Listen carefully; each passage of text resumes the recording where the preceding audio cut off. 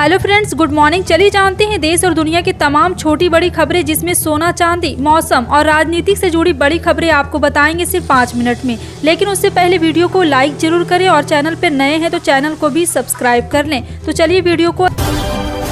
बहनों और भाइयों, हम आपके सामने कुछ ऐसे गारंटी लाए हैं जिनके बारे में अब आपको मैं बताऊंगी, जो हम 100% लागू करेंगे। ये मेरा वादा है आपको।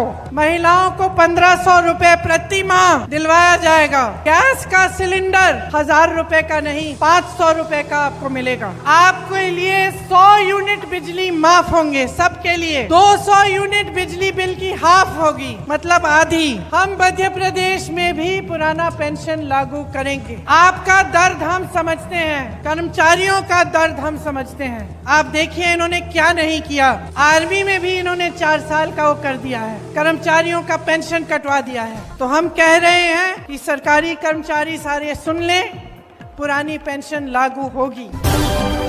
बता दें, गुजरात के मेहसाना की एक अदालत ने गुरुवार को पूर्व मंत्री और दूध सागर डेयरी के पूर्व अध्यक्ष विपुल चौधरी को धोखाधड़ी के मामले में 7 साल की सजा सुनाई है।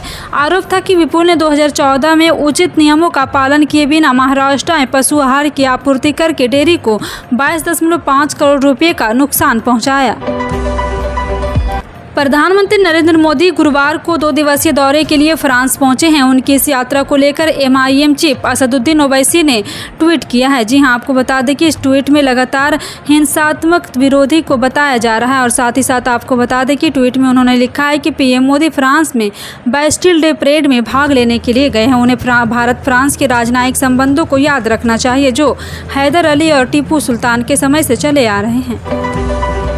यूनिफॉर्म सिविल कोड को लेकर जारी बहस के बीच तमिलनाडु के मुख्यमंत्री MK स्टालिन ने इस मुद्दे पर अपना रुख साफ किया है।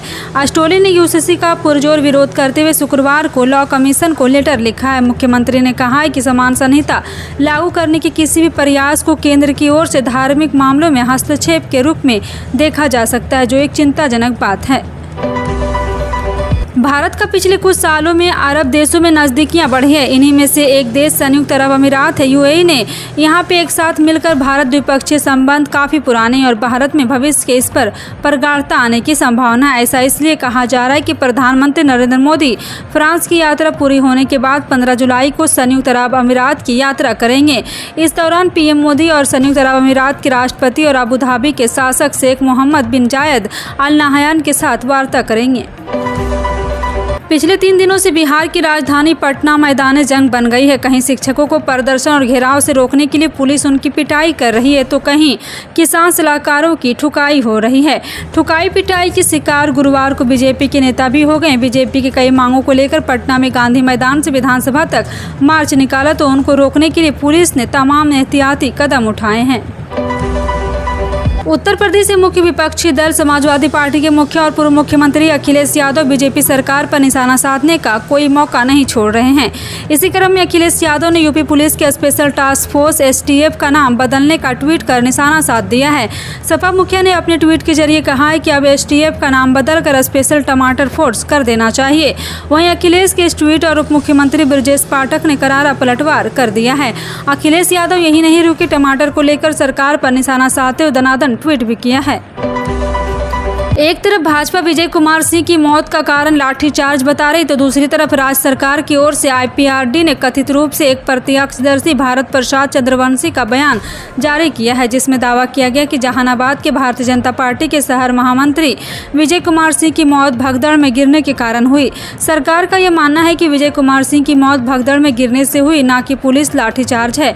और यहाँ पर उधर विजय कुमार सिंह की मौत को लेकर BJP ने बड़ा मुद्दा उठा लिया है। यहाँ तक कि भाजपा के राष्ट्रीय अध्यक्ष ने भी इस मसले पर ट्वीट कर बिहार की नीतीश कुमार की सरकार को आड़े हाथों लिया। JP नड्डा ने कहा, पटना लाठीचार्ज नीतीश सरकार की विफलता और बौखलाहट का नतीजा है। चुनाव से पहले राजस्थान पुलिस के बड़े से बड़ा फेरबदल किया गया है। जी हां, आपको बता दें कि गृह विभाग ने गुरुवार को राजस्थान पुलिस सेवा के 98 अतिरिक्त पुलिस अधीक्षकों की तबादला लिस्ट जारी की है। इस सूची में कुछ अधिकारी ऐसे थे जो 4 साल से ज़्यादा समय से एक ही पद पर जमे हुए थे। तबादला सूची की दिलचस्प बात यह है कि 98 RPS अफसरों में महज 10% के ही जिले बदले दिए हैं, जबकि 90% को एडजस्ट के तहत केवल इधर उधर किया गया है।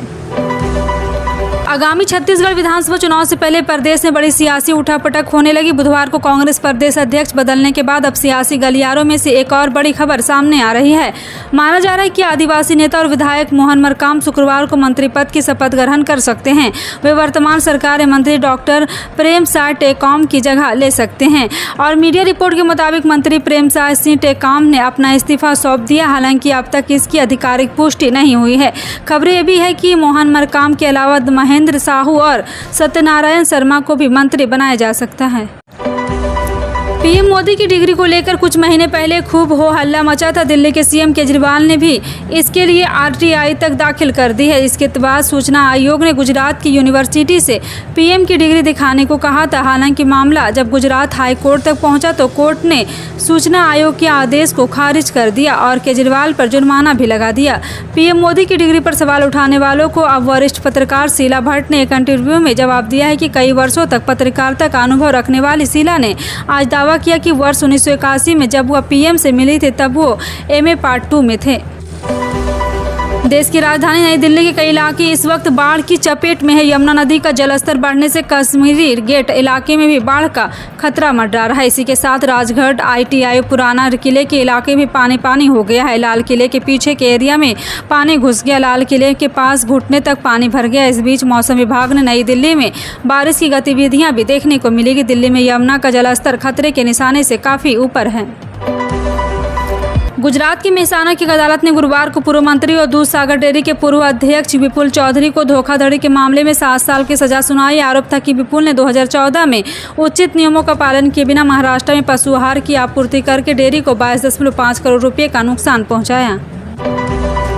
प्रधानमंत्री नरेंद्र मोदी की डिग्री को लेकर गत्मा और अपमानजनक बयानों से संबंधित आपराधिक मानहानि के मामले में यहां की एक अदालत ने बृहस्पतिवार को दिल्ली के मुख्यमंत्री अरविंद केजरीवाल और आप के राज्यसभा सदस्य संजय सिंह को 26 जुलाई को कोर्ट के समक्ष पेश होने का निर्देश दिया है।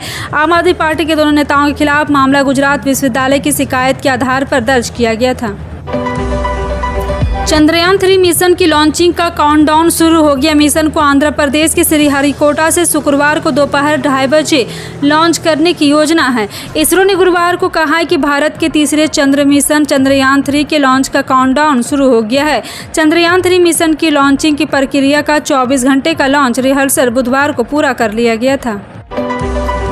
पीएम नरेंद्र मोदी के समान नागरिक संहिता को लेकर दिए बयान के बाद देश भर में चर्चाओं का बाजार गर्म है। लोग कह रहे हैं कि आने वाले दिनों में मोदी सरकार जल्द यूनिफॉर्म सिविल कोड को लेकर बड़ा कदम उठा सकती है।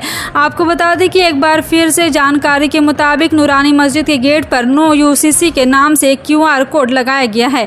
बताया गया कि कोड को स्कैन कर लोगों से इस कानून का विरोध करने की अपील की जा रही है। QR कोड को स्कैन करते ही एक लिंक आता है। लिंक ओपन करते ही ऑटो जनरेट मेल आता है जिसमें लिखा है कि मैं मुस्लिम हूं और मुझे यह कानून पसंद नहीं, इसलिए इसे ना लाया जाए। कर्नाटक विधानसभा में गुरुवार को सत्ता पक्ष और विपक्ष के बीच तीखी नोकझोंक हुई। इस दौरान भाजपा ने सत्तारूढ़ कांग्रेस से उस आरोप को सबूत मांगे जिसमें दावा किया गया था कि प्रधानमंत्री मोदी ने हर शख्स के खाते में 15 लाख रुपए देने का वादा किया था। बता दें कि विधानसभा में राज्यपाल के अभिभाषण पर धन्यवाद प्रस्ताव के दौरान नवलगुंड के कांग्रेस विधायक कोना रेड्डी के बयान के दौरान यह मुद्दा उठा। प्रधानमंत्री मोदी का फ्रांस दौरा बहुत ही महत्वपूर्ण है। अमेरिका की हाल की यात्रा के बाद ये दूसरा बड़ा दौरा है। भारत और फ्रांस के बीच प्रगाढ़ होते हुए रिश्ते को ऐसे समझा जा सकता है कि फ्रांस को भारत एक नया दोस्त के तौर पर मिला है। हर्सल इंस्टीट्यूट के एक रिसर्च ने 2019 में यह बात कही थी। फ्रांस जाने से पहले मोदी ने कहा है कि फ्रांस के साथ रिश्ता गहरे तूफानों में भी स्थिर और लचीला है। उनका यह कहना है कि ग्लोबल साउथ के लिए भारत यूरोप के लिए एक मजबूत कंधा हो सकता है। राज्य के मौजूदा राजनीतिक घटनाक्रम के क्षुब्ध होने का दावा करते हुए लगभग 10 निर्दलीय विधायकों के एक समूह ने गुरुवार को यह मुख्यमंत्री एकनाथ शिंदे से मंत्री पद के लिए अपना दावा छोड़ने का फैसला किया है। प्रहार जनशक्ति पार्टी के प्रमुख और पूर्व मंत्री ओम प्रकाश बी उर्फ बच्चू कड्डू के नेतृत्व वाले निर्दलीय ने कहा है कि कैबिनेट पदों के लिए चल रही मांग से उत्साहित हैं, खासकर डिप्टी सीएम अजित पवार के नेतृत्व वाली राष्ट्रवादी कांग्रेस पार्टी के सरकार में शामिल होने से। वित्तीय संकट से जूझ रही गो फास्ट की उड़ान सेवा अब 16 जुलाई तक रद्द रहेगी। एयरलाइन ने एक बयान जारी करके इस बात की जानकारी दी है। खराब वित्तीय हालात के कारण गो फास्ट ने 3 मई 2023 से अपनी उड़ानों को कैंसिल कर दिया था। इस तरह देखा जाए तो 2 महीने 10 दिन से गो फास्ट की उड़ानें रद्द बनी हुई है। गो फास्ट ने एक ट्वीट के जरिए जानकारी देते हुए कहा कि ऑपरेशन कारणों से गो फास्ट की उड़ानों को 16 जुलाई तक के लिए रद्द किया गया है। खाने पीने की वस्तुओं की कीमतों में भारी बढ़ोतरी के चलते जून में खुदरा महंगाई दर में 4 महीने की गिरावट के बाद फिर से उछाल देखने को मिला है। इस आंकड़ों के सामने आने के बाद केंद्र सरकार सचेत हो गई है। हाल के दिनों में चावल की कीमतों में लगातार उछाल देखा जा रहा है, जिसके बाद केंद्र सरकार चावल के एक्सपोर्ट पर बैन लगाने पर विचार कर रही है। ब्लूमबर्ग की एक रिपोर्ट के मुताबिक केंद्र की मोदी सरकार सभी प्रकार के नॉन बासमती चावल के निर्यात पर रोक लगाने की योजना पर विचार कर रही है। सरकार यदि गैर बासमती चावल को एक्सपोर्ट पर रोक लगा दी तो कुल 80% चावल का एक्सपोर्ट इससे प्रभावित होगा। फिलहाल आपका इन सभी खबरों पर क्या कहना है, कमेंट सेक्शन में टाइप करके जरूर बताएं।